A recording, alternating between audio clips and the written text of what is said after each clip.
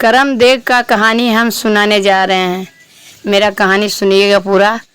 पूरा सुनने से पुण्य होता है, आधा सुनने से पाप होता है। करमदेव सब पे कर्म बरसाएंगे। से कर्मा और धर्मा दुयो भाई थे, आपस में अपना भाई थे। से कर्म धर्म जब थे तो छोटा भाई का बहू जो थी पत्नी से खाना बना लेती थी, खाना बना के अपने खा लेती थी। तो बड़ा भाई का पत्नी खेत से आती थी तो उसको खाना नहीं मिलता था। कदे धर्म का बहन जो बीवी थी, उसका बाद वो बोलती थी अपना पति से, देखिए न से छोटकी खाना बना लेती है, हमको देवे नहीं करती है। से बताइए तो इतना काम करते हैं, हमको खाना नहीं देती है। तो बोला ठीक है, कोई बात नहीं, खाना जब नहीं दिया तो तुम भी बढ़िया बढ़िया खाना बना लो और उसका बाद तुम उसको भी नहीं देना, चाहे अपने खाना मिल बांट के खाना। तो बोला ठीक है। तो वो खाना बनाने लगी, इतना स्वादिष्ट खाना बनाई कि उसका गंध से करमदेव गांव में घूम रहे थे। तो करमदेव उसका द्वार पर उसका खाना के सुगंध जैसे गंध आता है ना हम लोग को कुछ का, तो करमदेव के जब गंध आया तो उसका द्वार पर खड़ा हो गया, खिड़की के पास। द्वार पे जब खड़ा हो गया तो जो कर्मा की पत्नी थी तो माड़ पसा के, और गरम माड़ दोस्तों भाई बहनों किसी को फेंकना नहीं चाहिए गरम माड़ धरती पर। तो क्या की धर्मा की पत्नी से गरम माड़ फेंक दी। जब फेंक दी तो करमदेव वहाँ तक खड़े थे वो तो पूरा जल गए तो उसको शराब दे दिए कि जैसे हमको जलाई ना उस तरह तुम भी एक एक अन्न के लिए तरसेगी तुम। करमदेव बोल के चले गए। एगो नदी है, वो बहुत बड़ा सरोवर, उसी में जल समाधि ले लिए। उनका जलन कम नहीं हो रहा है। जब वो चल गए इधर जो धर्मा पत्नी जी मार फेंकी तो उसका जितना धन था एक धन के लिए पाई के लिए तरसने लगी। उसका खेत जमीन था सब बिक गया, उसका घर द्वार बिक गया। अब वो क्या करेगा एक अन्न के लिए। तब छोटा भाई पास गया धर्म कर्म के पास, बोला कि भाई तुम्हारा खेत में हमको मजदूर रख लो, से तुम्हारा खेत में हम मजदूरी करेंगे, हमको सांझ को मजदूरी दे देना, तो कुछ अन्न ला के हम लोग खाएंगे दियो पति पत्नी।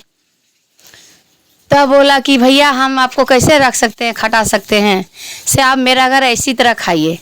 कल कह रहे अच्छा नहीं लगता हमको कि तुम्हारा घर डेली खाएंगे, से तुम्हारा खेत में हम खटेंगे दिन भर, हम लोग पति पत्नी से खट के शाम को हमको मजदूरी देना, तो किसी को पता भी नहीं चलेगा। तो बोला ठीक है।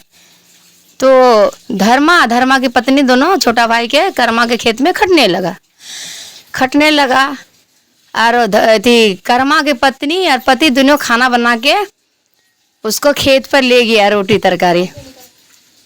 जब ले गया तो बोला भैया आके पहले खाना खा लीजिए, से अब खाना ख़त्म हो जाएगा।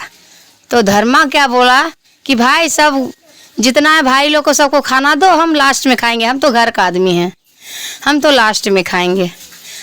तब बोला कि ठीक है। तो जितना खेत में मजदूर लगा हुआ था सबको खाना दे दिया। खाना देते देते उसका रोटी ख़त्म हो गया, रोटी सब्जी। तब बोला भैया आपको तो बोले थे हम कि तुम खाना खा लो, आप तो खाए नहीं, तो खाना तो ख़त्म हो गया। तो बोला कोई बात नहीं, हम तो घर का आदमी है ना, एक दिन ऐसी रहेंगे तो क्या होगा। फिर शाम हुआ, शाम आया मजदूरी लेने गया।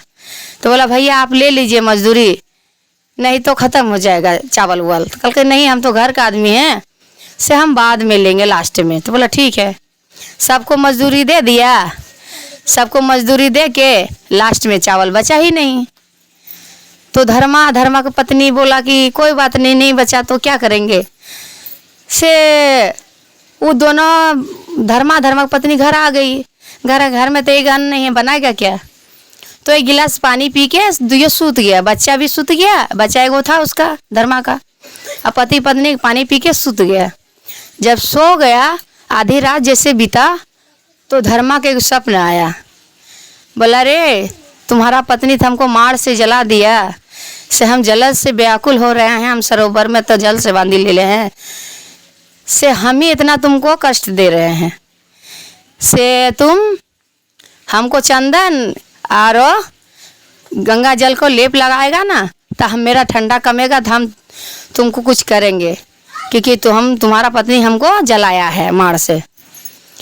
तब बोला कि तैसे उठा सवेरे, तो बोला सवेरे के सपना है तो सच होना है, तो किसी को पूछा नहीं धर्मा, और सुबह उठ के चंदन का लेप ले लिया गंगा जली मिला के और जाने लगा। तो धर्मा की पत्नी पूछा आप कहाँ जा रहे हैं, तो बोला हम आएंगे तब बताएंगे, हम जा रहे हैं। तो धर्मा तो घर से निकल गया, तो घर से निकल गया तो एगो आम का पेड़ मिला, तो आम का पेड़ मिला तब उसको बोला कहाँ जा रहे धर्मा, कल के हम जा रहे हैं करमदेव के पास। तो बोला ठीक है जा रहा ना, मेरा एगो संदेश लेते हुए जाना, क्योंकि मेरा पेड़ में फल लगता है लेकिन मेरा फल कोई खाता नहीं है, कीड़ा लग जाता है, किस लिए लगता है से पूछ के आना। बोला ठीक है। फिर थोड़ा देर आगे गया, थोड़ा देर आगे जाके एगो बूढ़ी औरत मिली, उसका माथा पर खटिया था, तो माथा पर खटिया था ना तो उसका खटिया छूट नहीं रहा था। तो बोला बेटा तुम कहाँ जा रहे हो, तो कल के हम तो जा रहे हैं करमदेव से मिलने के लिए। तो कल के ठीक है मेरा पूछ लेना कि माथा पर से खटिया क्यों नहीं हट रहा है, से न हट रहा है न हम मर रहे हैं, कुछ भी नहीं हो रहे हैं। तो भी बोला ठीक है हम पूछ लेंगे माता। फिर थोड़ा देर आगे गया, एगो नदी मिला, तो नदी जब मिला तो नदी बोला कि कहाँ जा रहे हो, कल के हम जा रहे हैं करमदेव से मिलने। बोल कर करमदेव से मिलने जा रहे हो तो मेरा एगो संदेश लेते जाओ, से मेरा संदेश लेते जाओ, से हम मेरा जल ने गाय पीता है ने कोई मनुष्य पीता है, अने यार कुछ मेरा पानी गंदा इतना क्यों रहता है। तो बोला ठीक है, वो भी बोला ठीक है हम पूछ लेंगे। फिर आगे गया जहाँ करमदेव जल समाधि लिए हुए थे, वहाँ पर गया, धर्मा माफ़ी मांगा कि मेरा पत्नी से गलती हो गया, माफ़ कर दीजिए, से हम आपका चंदन का लेप लगाते हैं। तो करमदेव पानी से ऊपर हुए, उसका लेप चंदन का और गंगा जली का लेप लगा दिया, तो करमदेव थोड़ा थोड़ा ठंडा महसूस करने लगा शरीर ठो। तो बोला कि आप मेरा घर चलिए, मेरा से रुष्ट हो गया मेरे पत्नी से, आप मेरा घर चलिए। तो बोला ठीक है, तो उसका घर जाने लगा। तो जाते जाते वही मिला नदी, जो नदी जो प्रश्न किया था मेरा पानी गंदा क्यों, नदी मिला। तो नदी मिला तो बोला कि अब पूछा था तुम धर्मा, कल के हम पूछेंगे क्या, करमदेव तो लेके आए हैं, करमदेव से पूछ लीजिए। तब बोला प्रभु बताइए, हम मेरा पानी गाय पीता है न मनुष्य पीता है न कोई स्नान करता है। बोला कि तुम्हारा पानी जब तुम्हारा पास गाय आता है पीने तो ना अपना पानी सुखा देता है, और तुम गंदा पानी बहता है, तो तुम्हारा कहाँ से होगा, तुम्हारा पास घमंड है ज़्यादा। तब बोला ठीक है आज से तुम गंगा सुंदर पानी बहना, और जब गाय आए तो तू पानी भरल रहना, तुम सूखना नहीं। तो बोला ठीक है, वही रंग करने लगा, तो नदी ठीक हो गया। उसका थोड़ा देर और आगे गया तो वो बूढ़ी माता मिली। तब बूढ़ी माता जब मिली तो बोला बेटा तुम पूछा करमदेव से, तब बोला हाँ पूछे हैं, से करमदेव मेरा साथी आया है। तब बोला कि बताइए प्रभु से मेरा से खटिया काहे नहीं छूट रहा है।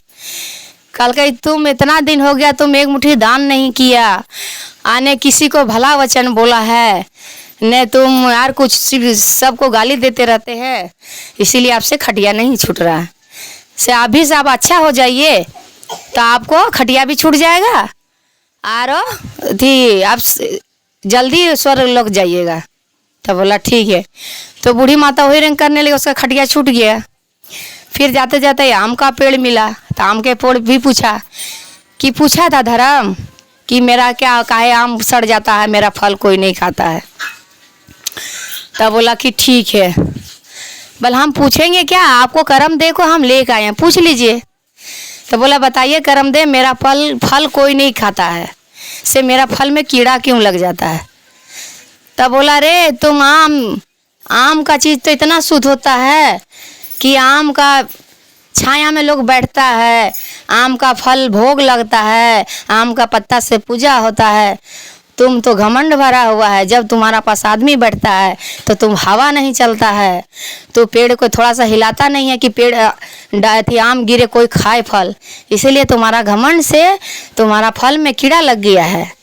से तुम अपना घमंड छोड़ दो, जो मुसाफिर आए जाए तुम ठंडा हवा दो, तुम्हारा फल ठीक हो जाएगा। तो बोला ठीक है प्रभु। वो भी क्षमा मांगा और वो क्या किया, वहाँ से चल गया। अब गया कर्मा के घर, अरे धर्मा के घर पहुँच गया कर्मदेव।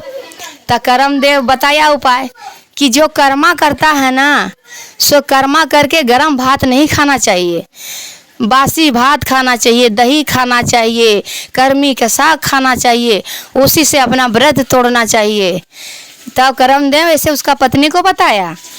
तो पत्नी को बताया तो पत्नी भी क्षमा मांगी कि हे प्रभु, आज से हम सुबह जब कर्मा करेंगे तो गर्म चीज़ नहीं खाएंगे, हम ठंडा चीज़ खाएंगे और ठंडा ही हम धरती पर माड़ कभी नहीं फोकेंगे, हमको क्षमा कर दीजिए कर्मदेव। तो कर्मदेव का कर्मा का एक कहानी था दोस्तों, मेरा कहानी सुनिएगा और घर घर में मेरा पूरा कहानी देखिएगा, कर्मदेव का कहानी, क्योंकि कर्मा करके गर्म चीज़ नहीं खाना चाहिए दोस्तों।